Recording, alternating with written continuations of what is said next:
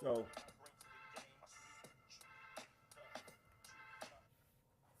so check this out, y'all. Check this out. So on December 20th of last year, December 20th of last year, a lot of people have asked questions about what happened with me last year because I guess some people heard that I had been arrested, right? Some people heard that I had been arrested, which I did get arrested, and some people really wanted to know why, and I wanted to tell the people why I was arrested. Uh, on that particular day, that was December 12th, and I was with some family. We was having cousins night out, and so I can't go off into too much of it, but I will say we was having cousins night out, and so it was like 12, 13 of our cousins, and so we just hanging out, and so we ate first at one place, and then we traveled to another location where we was gonna hang out at this bar and grill. We was gonna hang out there, chill with the family, and our fun was interrupted very abruptly by overzealous officers who first they pulled my cousin over. They pulled her over while she was driving, right? So we all outside, we watching what's going on, and we're voicing our disagreements. We're asking questions that citizens ask. What is so and so being pulled over for? That's all. We just asking simple questions. We're not trying to harass anyone, intimidate anyone, degrade or put down anyone. And so I'm gonna make a long story short because I really want y'all to grasp and get into this whole situation with me, and even give me some advice. If you got some advice to give me some advice on it, right? So the police, they said they pulled my cousin over for tinted windows. The next police came up and said he pulled my cousin over because she pulled out in front of him and almost caused an accident. Then he told her that he pulled her over because, and I have all of this in black and white. Then he told her he pulled her over because she failed to yield to traffic, yield to the right of way, and she had tinted windows. So the officer made her do a sobriety test, which we all have on video. She passed the sobriety test. Everybody watched this. It was so many people on the street. Everybody watching her pass the sobriety test. But the officer, after berating my family, talking down to my family, he came over and told us that she admitted to him that she had smoked weed a half hour ago. And he said, you can't smoke weed and drive. So, you can't smoke weed and drive. So we rolled with it, right? We didn't necessarily agree with it, but we rolled with it. You can't smoke weed and drive. But that wasn't the problem. The problem came in when this overzealous officer,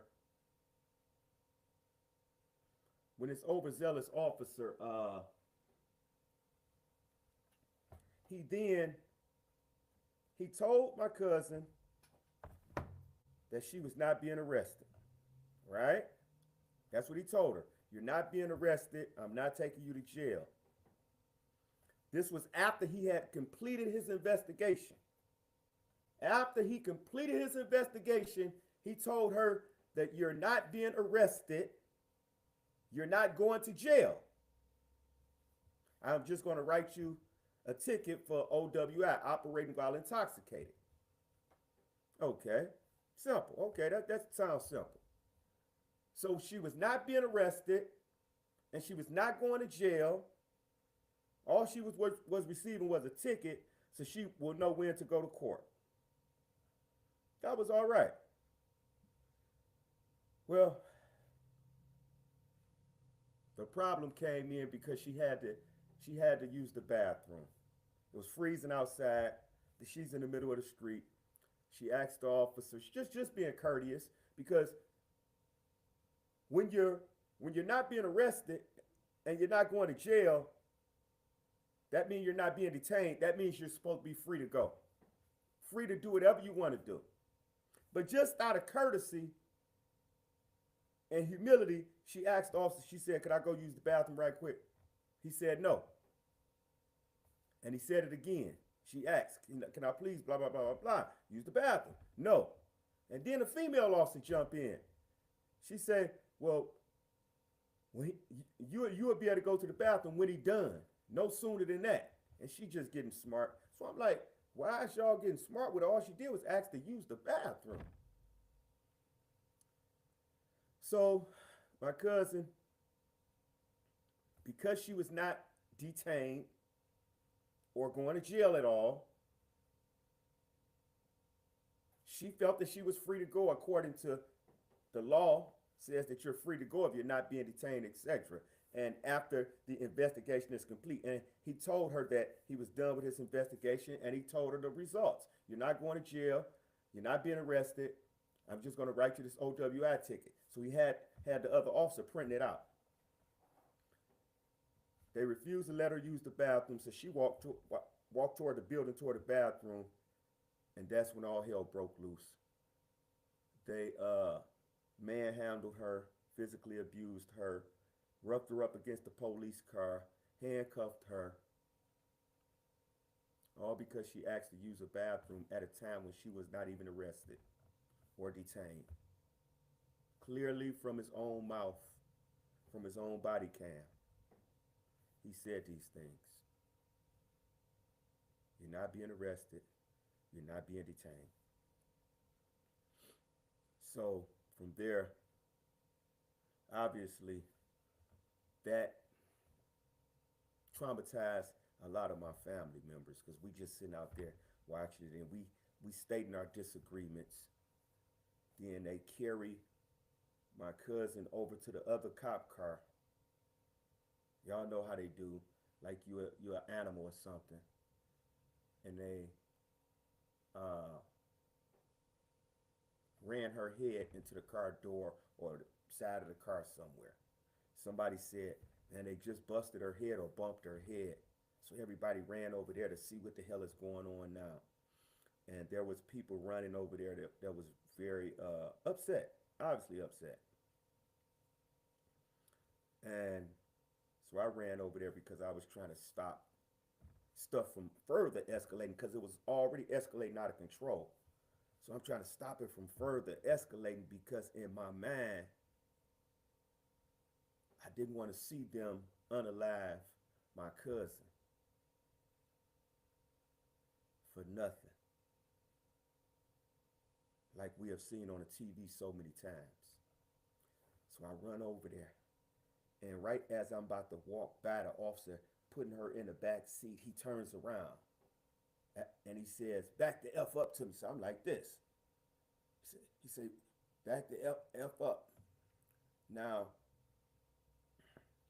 all in the same sentence, back the F up, back the F up, pushed me in my chest and told him to put me in handcuffs, all in one sentence. I never once got aggressive with him at this time, never once got in a fighting stance, combative stance, or any type of stance in any way that would cause him to feel offended, feel threatened, etc. They locked me and my cousin up for 4 days.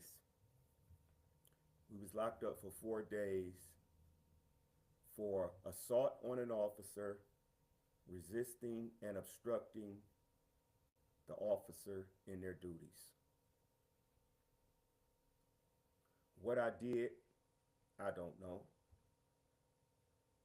And so we went to court. After 72 hours of being in lockup, they either got to dismiss the charges or recharge you, rearrest you, and then charge you. We was in there for 71 hours,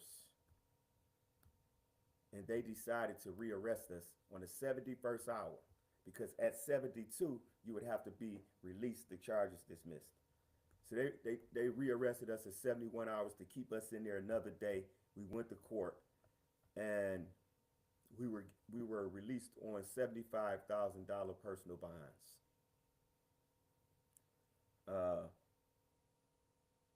Heartbroken, despondent, angry, depressed, frustrated, anxiety through the roof. My family and I trying to wrap our minds around what the heck really happened, what the heck is going on.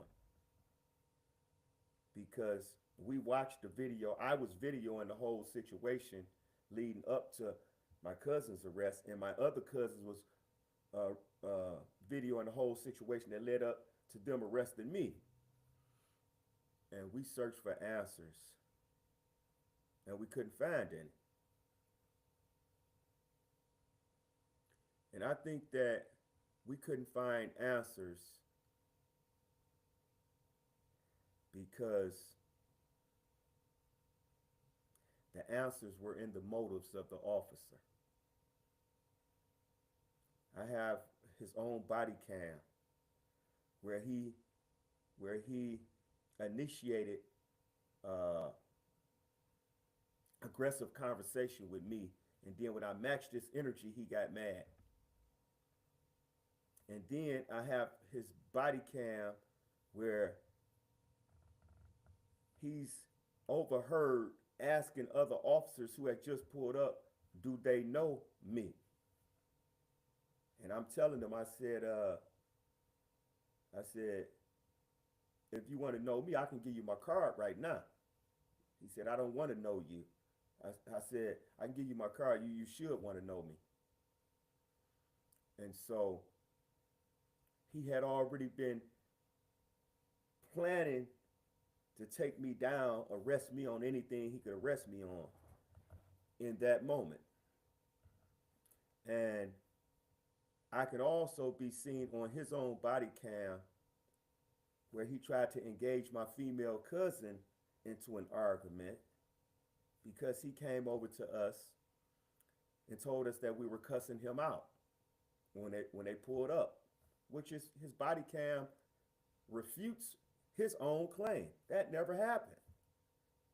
And so he tried to engage my cousin in an argument. I tell my cousin, no, I'm being a peacekeeper. No. So she stopped arguing with him. She even looked at him like, and just started listening to him. Then he goes and tries to berate my family by telling us that none of us were outside at the time and we don't know what happened. He's just lying because his own body cam shows that we was outside. Then he turned around and berates my family again and says, my cousin asked, well, can I pull my cousin's car over to the curb and park it? The officer said, well, I will allow someone who is not drunk to park her car. Wow, someone who is not drunk. That implied that we were all drunk or something. And we were not. We were not drunk. We was in front of a bar about to go into the bar when all of this transpired. So I guess he assumed that because we were in front of a bar, then that means that we were drunks. So I just started thinking to myself, if we were in front of a barber shop, do that mean that we all got haircuts Or maybe if we was in front of Kroger, does that mean we all went shopping? Because he's not making sense by his statements that he's berating my family with. I didn't say anything. I could be seen on his own body cam just watching him and videoing as he's spewing these disrespectful things out of his mouth, these provocative things out of his mouth to my family. And when he told my cousin that she was not being arrested, she was not going to jail, he said that. He told her that. She didn't make this up. He told her that. I have his body cam where he said this to her. You're not being arrested or going to jail. I'm only going to write you a traffic ticket and you'll receive notice for when you got to go to court. Under those circumstances, the law says that you don't have to wait around, because now that you have all the information, he got her license, registration, etc., etc., he could send it in the mail. There's no law that says that we have to wait for the ticket to be written. The law says that if the investigation is complete and you're not being detained or arrested, you're free to go, unless the officer has reason to further detain you. Keywords: further detain you based on some investigative intent. None of this existed. None of this existed. And so now, because none of this existed, they had no right to put their hands on my female cousin at all. When she asked them, when she was just being courteous with them to say, in other words, just let them know, I'm about to go to the bathroom, but she wanted to humble herself because she realized that this was an authoritative figure, the officer, and she just wanted to be reasonable and respectful and say, you know, could I use the bathroom right quick? No, it's freezing winter cold. Why can't I use the bathroom? Because I said so. Well, how long is he gonna be before the ticket is printed out? However long he take, that's how long it's gonna be.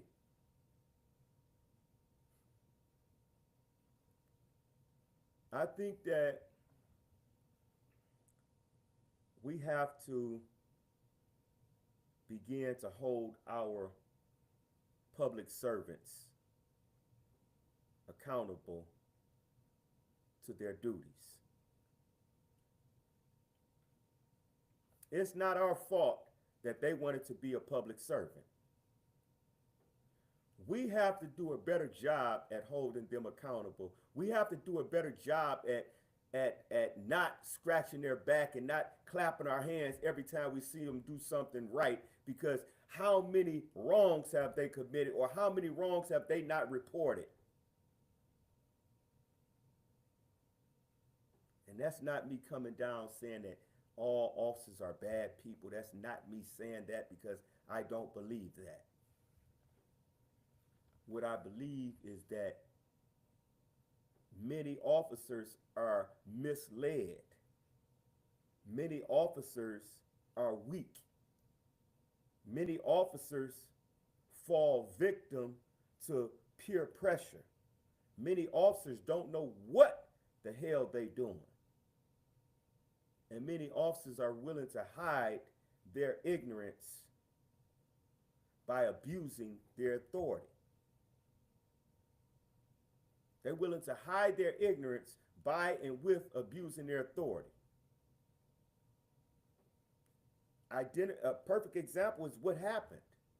Instead of him knowing the law, he was ignorant to the law that said once he told her that she was not being arrested or detained or anything, that she was free to go. He obviously didn't know that. And he tried to hide his ignorance with exerting and abusing his authority by saying, no, you can't go to the bathroom. No, I said no. And then when she attempted to go, grabbed her, roughed her up, and cuffed her up. Him and another female officer. They hide their ignorance behind their abuse. And we have to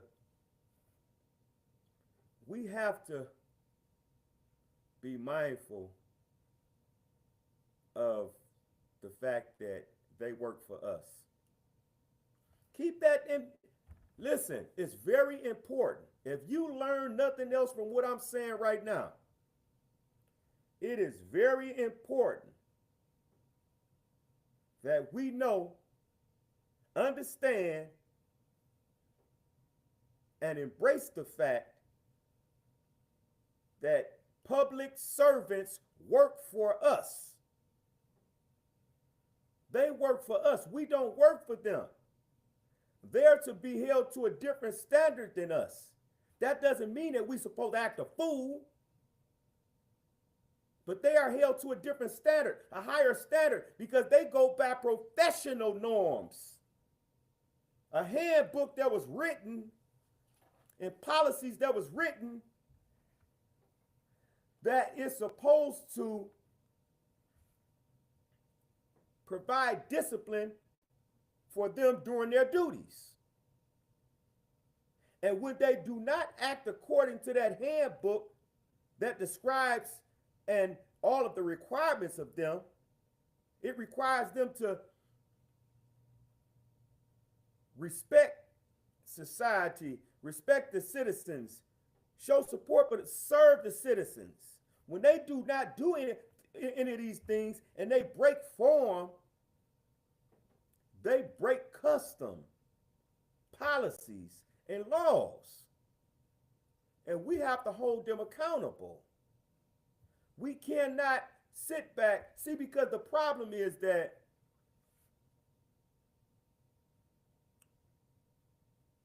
if we let them get away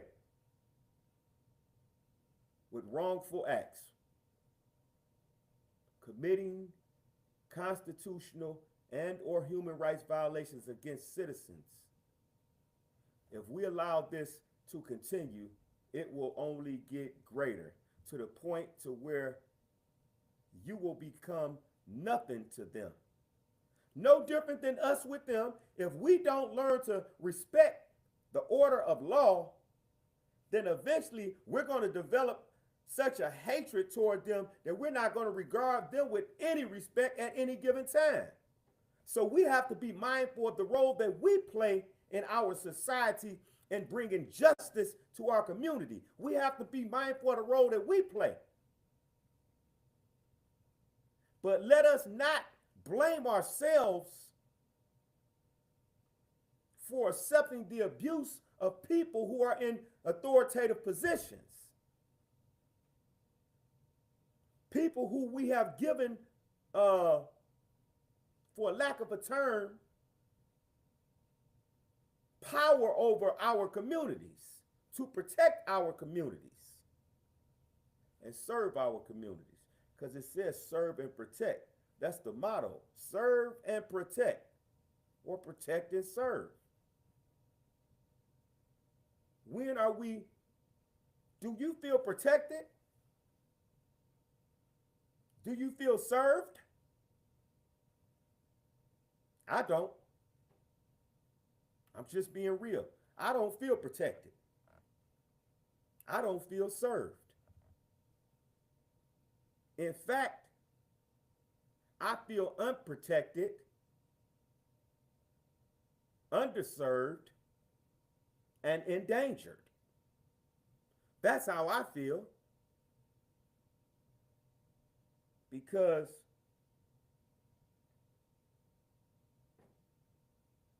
we allow the police of our communities to get away with anything. And guess who it really falls on?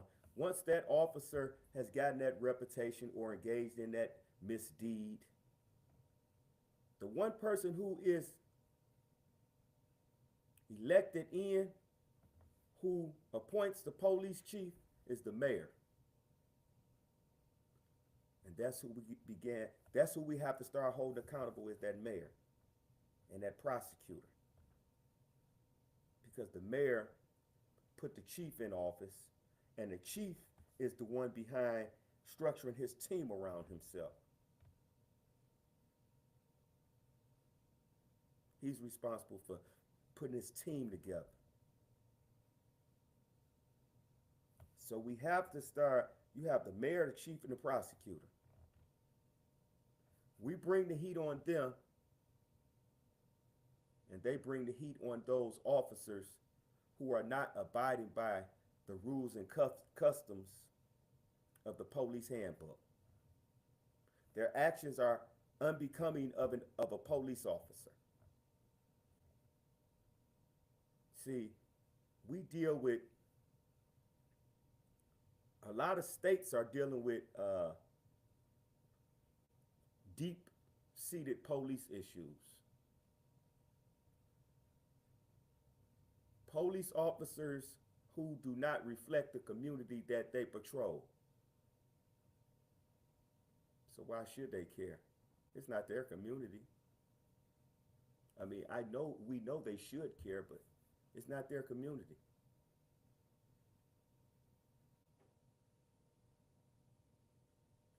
So, and if people would learn our rights as citizens when it comes to officers, and know how to bridge that gap when it comes to officers, and learn to respect officers and force those officers to respect us, demand that they respect us, or they will receive absolutely no respect from us. And we will sit up in our city councils, and we will make many complaints about the policing of our communities by these selective few bad cops. They'll get their act right, because their livelihood is really hinged on how we feel about them. And this was a very case in point, because this officer,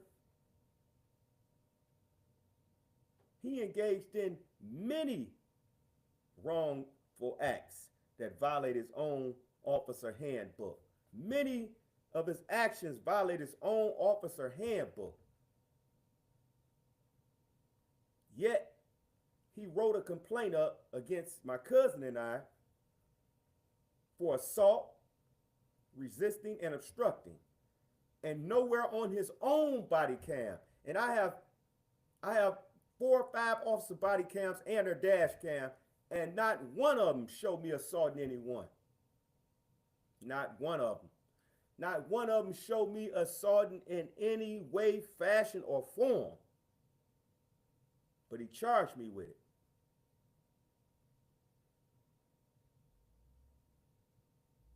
I never resisted.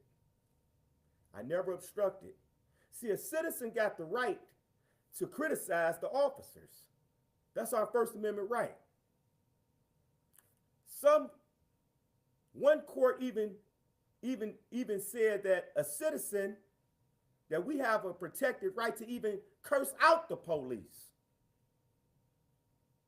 One court even said that it's protected speech to give the officer the middle finger. But of course, in this case, I didn't give him the middle finger, nor did I cuss him out. I stated my disagreement as a concerned citizen.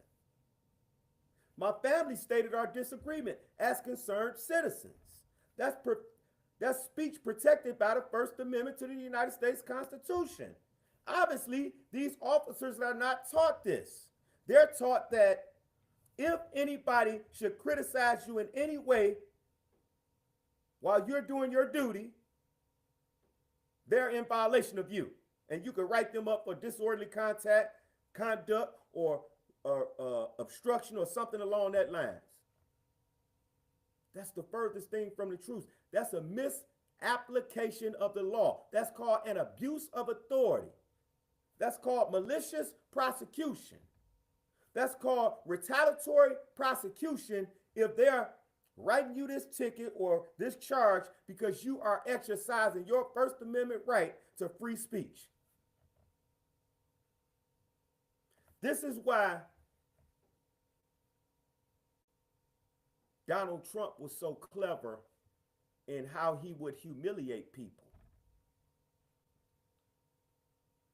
because he always leaned on the First Amendment. I didn't defame your character. I just called you out your name. Sleepy Joe and all these other names he came up with. These are public servants. But notice how no one tried to challenge him for calling them these names and making fun of them. No one tried to challenge him because this is protected speech by the First Amendment. This is why I never talk bad about him or criticize him for none of that type of stuff, because this is protected speech. So when my family and I engaged in protected speech against this officer, he should have been trained to know that protected speech does not equate to resisting and obstructing. There's a difference. The United States Supreme Court has said that when language crosses that line to where it becomes fighting words, in other words, threatening, now it becomes a crime. But protected speech is not a crime. And so I have it on his own video where I only engaged in protected speech and I was videoing everything that they was doing. And that officer engaged me. He tried to provoke me. I have this all on his own video, not mine, on his own body cam. But he tried to provoke my family. I have this on his own body cam. And so yesterday, I went to court. My cousin and I, we went to court. And the case was dismissed because the officer did not wake up on time. So he didn't make it to court. So the case was dismissed. It was dismissed without prejudice, which means that the prosecutor can recharge us, rearrest us and recharge us with the same false crimes. So we can't go through this process all over again. However, it is just my opinion, and not because it's me, but because I fight for this type of stuff all the time. It's a misuse and abuse of public money, taxpayers' money, to allow this officer to file these charges and then not think they were important enough to even have enough discipline to get himself up yesterday morning to go to court when he was the complaining witness.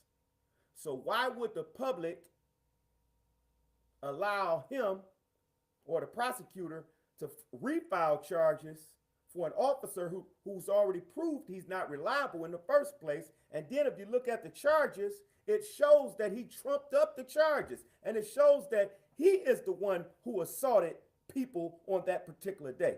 He is the one who assaulted people, used excessive force on people, used vile language on people, provoked people, traumatized people, and then falsified reports that resulted in my cousin and I going to jail for 4 days.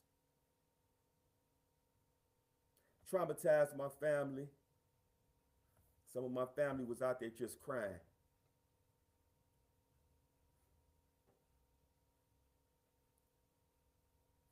Saying that they don't know if they would ever trust the police again. because some of them say they heard of this stuff happening, or maybe they seen it on TV and not know all the facts.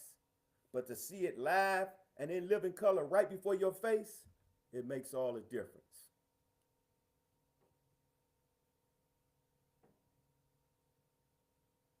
So now, what do we do? Because we can't just sit back. We can't allow this type of misconduct to go unchecked. We can't just allow this type of misconduct to continue to invade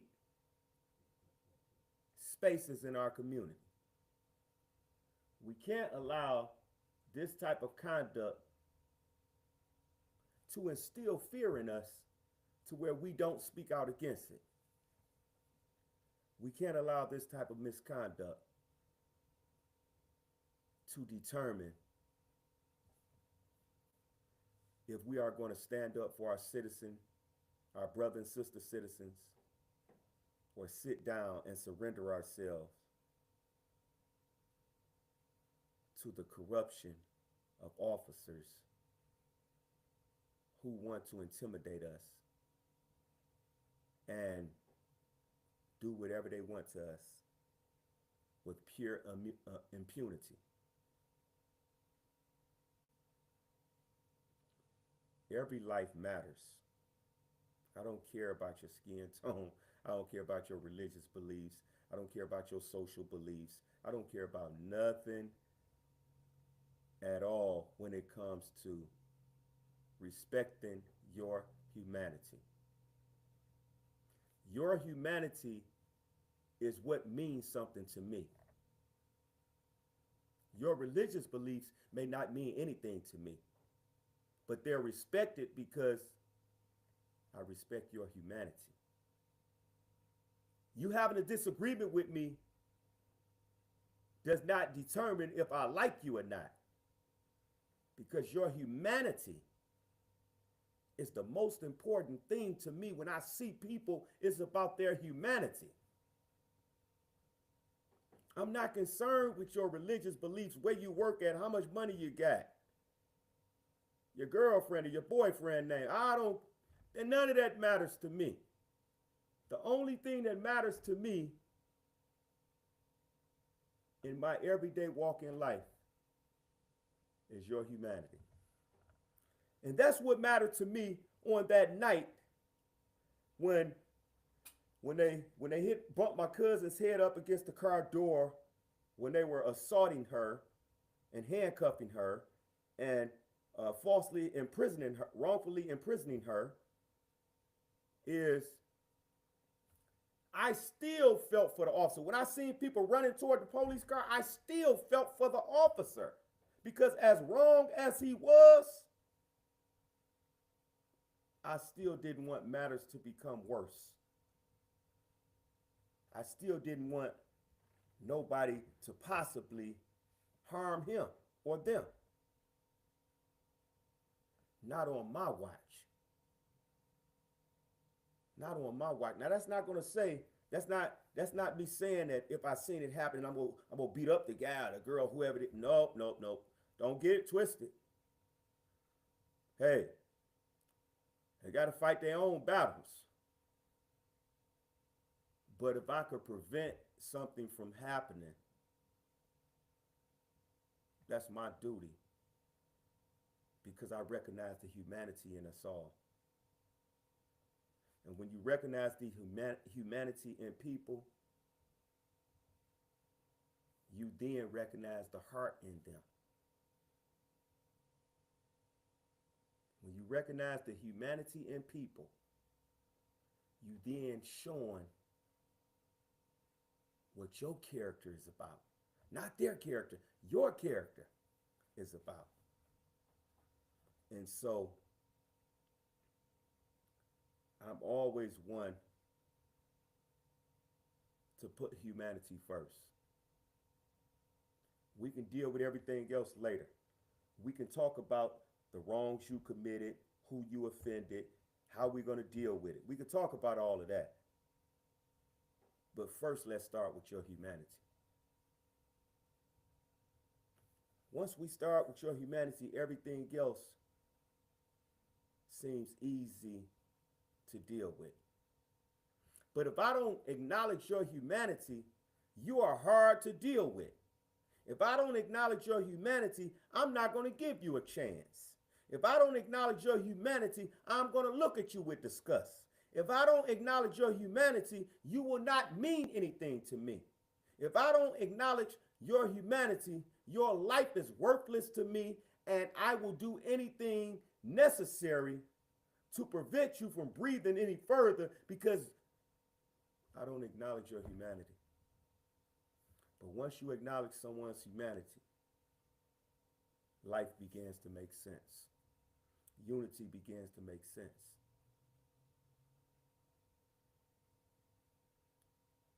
I acknowledge the humanity of each and every person that I encounter, friend or foe, police or whoever else. I acknowledge their humanity. I just don't like some of their ways. No different than those who acknowledge my humanity. Some people don't like some of my ways. But because I acknowledge your humanity, I'm not going to try to unalive you because I don't particularly agree with your ways. Because I still acknowledge you as a human being. And in acknowledging you as a human being, I know then that I could work with you.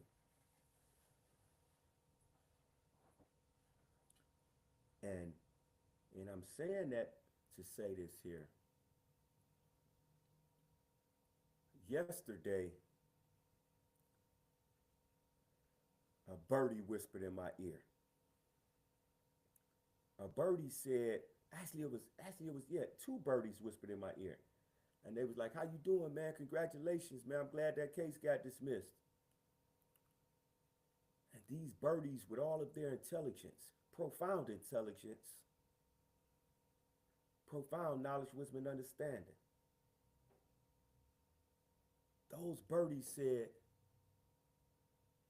brother, what if you were able to have a conversation with that offending officer? Would you be willing to have that type of conversation? They was just throwing it out there, right? So the birdie, they threw that out there at me, and I was like, you know what? You just took the thoughts out my whole mind. I say, because I've been pondering on that thought all day. What if I could have a conversation with that person who inflicts so much trauma on my life, who inflicts so much trauma on the livelihood of my family? What if I could have a conversation with him and her and them? Would I be open to that conversation? And I said, yes, I would be open to that conversation, right? Because I'm a human being and I believe in second chances. But let's not get it twisted. I'm a human being. I recognize each and every one else's humanity. I believe in second chances. I have mercy in my heart for people.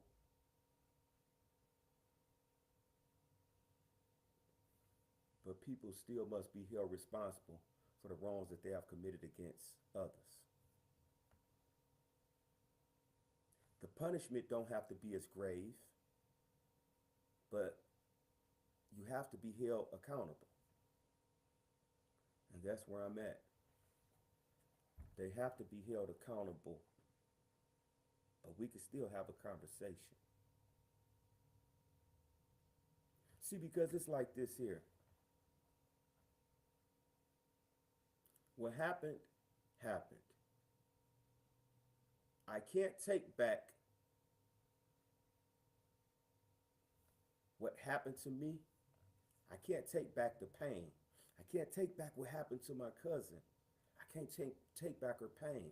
I can't take back what happened to my family, all the trauma that was bestowed upon us forced upon us on that night,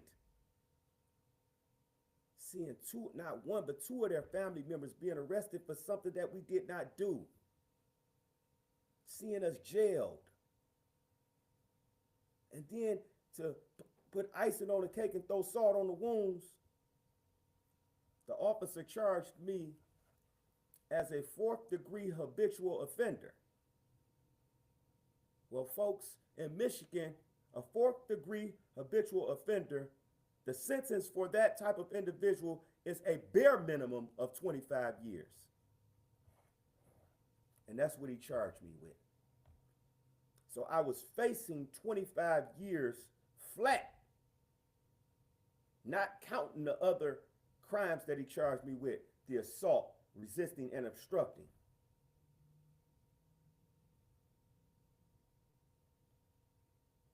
So listen, the pain is real. The trauma is real. I already served 28 years for a crime that I don't even know anything about. I just can't prove my innocence. The officer who framed me passed away years ago. I can't prove my innocence, but I went to prison for 28 years for a crime that I did not do and don't know anything about. So now to have my family sit back and watch me go to jail again for a crime that I did not do, but this time everybody's seen that I didn't do this crime. And everybody sat there and watched this officer provoke us and provoke us, abuse his authority, try to intimidate us, then engage in the ultimate act of betrayal of his own badge. Ultimate act of betrayal of community members by assaulting a female in front of a lot of other females and other community members, assaulting my cousin in front of many people.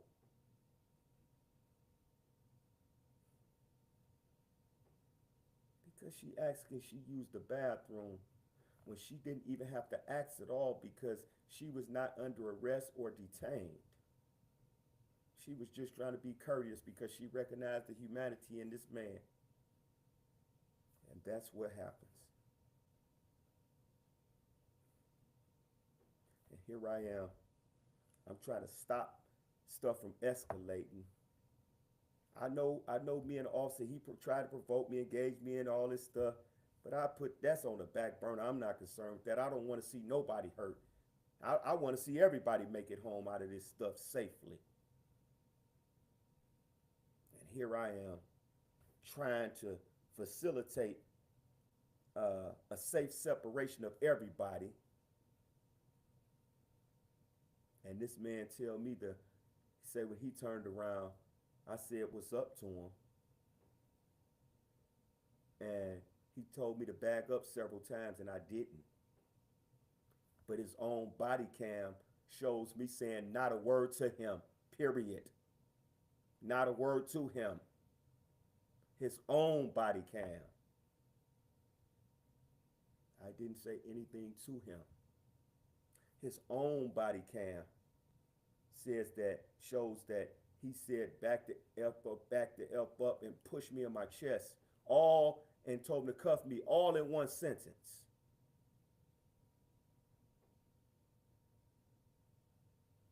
When he didn't even realize that I probably saved his life. I probably saved the life of somebody else too. But I probably saved his life. He don't realize that though. The ego of a man never finds the humility to acknowledge that someone else was protecting them. The ego of a man will not find it in him to acknowledge that somebody had the ups on them but it was some angel, some situation that prevented him from becoming a victim.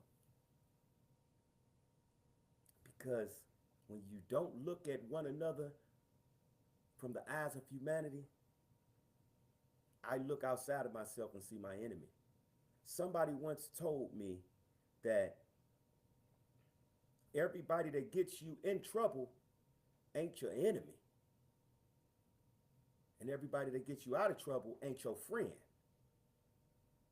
Sometimes you just got to be able to decide which is which. So here I am, possibly helping to save this man's life. I wasn't his friend. I'm a friend to mankind, not necessarily his friend. I am a friend to mankind. I am a friend to humanity. My duty is to humanity. And helping to save his life, I think I effectively helped to save the life of somebody else who may have ran up and gotten shot or something. And I think I helped to save the life of my cousin who was in the back seat. Because had all hell broke loose at the back seat of that car with the door open, with him leaned in the car, anything could have happened. But it didn't. And it didn't partially because of my quick thinking. And sure, the Bible says no good deed goes unpunished. So I was punished for the good deed that I demonstrated on that day. But I'm willing to accept it. I was punished for the good deed that I demonstrated on that day. I'm willing to accept it. Why? Because when you're standing on the side of right, you can't go wrong. And I know I didn't do anything wrong because I was standing on the side of right. When that officer was trying to provoke me and my family, I was standing on the side of right. When I was stating my disagreement and my criticism of the officer's actions during this day, I was standing on the side of right. When I tried to stop my cousin from even engaging in the back and forth with the officer, I was standing on the side of right. When I tried to stop my cousin from struggling with the officers who were unlawfully arresting her, I was standing on the side of right. When I ran over to that police car to prevent anyone else from trying to come around to mess with this officer while he was unlawfully imprisoning my cousin in that car, I was still standing on the side of right. When you're standing on the side of right, you cannot go wrong. That's one of my mottos, standing on the side of right.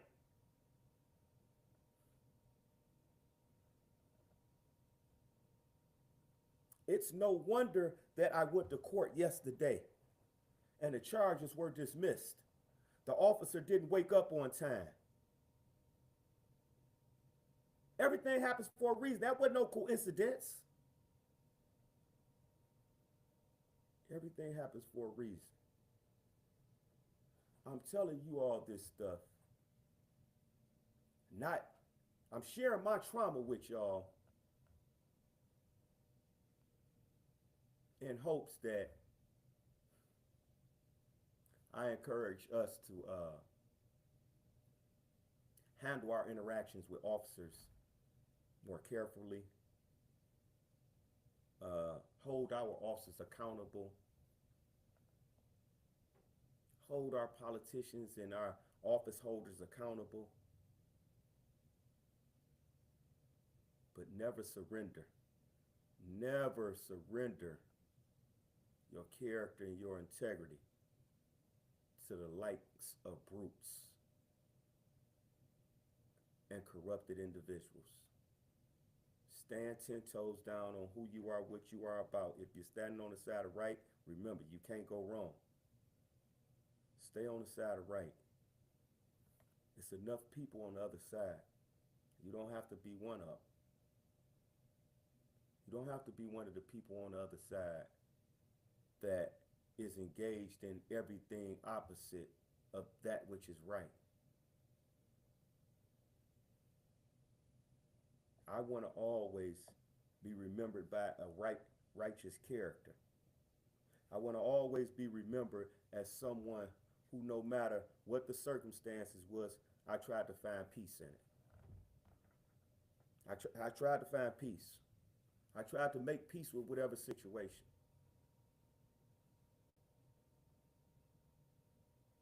because it hurts. It really hurts. It hurts me to see so many situations go bad that was so small. So small.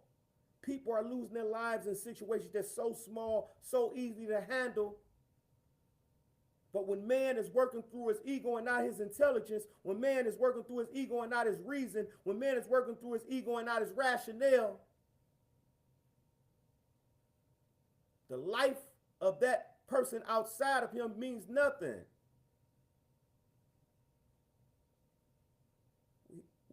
We place no value on it. We value our ego. We value our ego more than we value the lives of other people. And we will not prosper as a society living like that.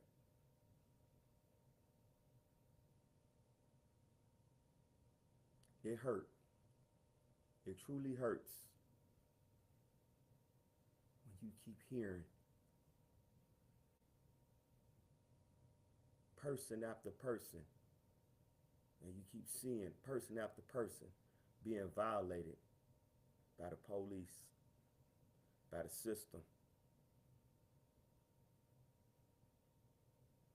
And the system wants us just to shut up, don't say nothing. Well, I don't know how to shut up. And I don't know how not to say anything. I don't know. I will never know. Because I understand that men need a pattern for their lives they love to follow and not to lead. And the man who stands upon the corners of the path and points the way but does not go is just a pointer, and a block of wood can do the same. See, the teacher treads the way. On every span of ground, the teacher leaves his footprints clearly cut so all his followers can see and be assured that he, their teacher, went that way. So when you say that you are about a certain thing, about uplifting fallen humanity, you say you have love for humanity, you say you want to bring peace to your community, show it. Don't just talk about it. I breathe this every day. Every single day, I breathe peace. Every single day, I breathe peace into my community. Every single day, I wake up with love, truth, peace, freedom, and justice on my mind. And I find ways to share it with people, even when people don't understand it, don't know it, don't want to know it, and don't like it. I still enter rooms wrapped in the garments of love, truth, peace, freedom, and justice. Because no matter where I'm at, no matter what situation I'm in, I only know how to be me. I only know how to be me. And with that,